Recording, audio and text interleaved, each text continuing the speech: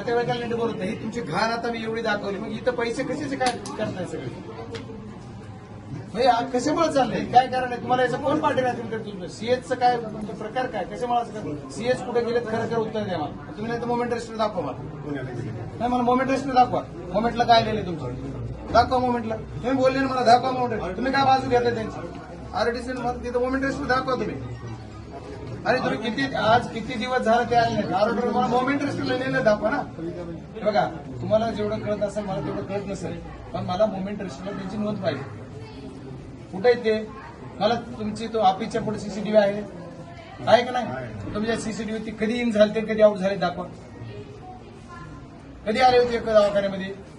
8-8 दिवस दवाखाने देत नाही. तो दवाखाना सांभाळतोच कशाला? त्यांना जर घरची कामं करायची असली तर घरी आमच्या जिल्ह्याला वाऱ्यावर कशाला सोडलं? आणि हे चालणार नाही. तुम्हाला काय झालं मला माहित नाही, पण मी आता लोकप्रतिनिधी म्हणून तुम्हाला विनंती करणार आहे सर्वांना, ही पद्धत जी तुमची चालली ती चुकीची आहे. तुम्हाला कोण पाठीराखण करतं, का करते मला माहिती.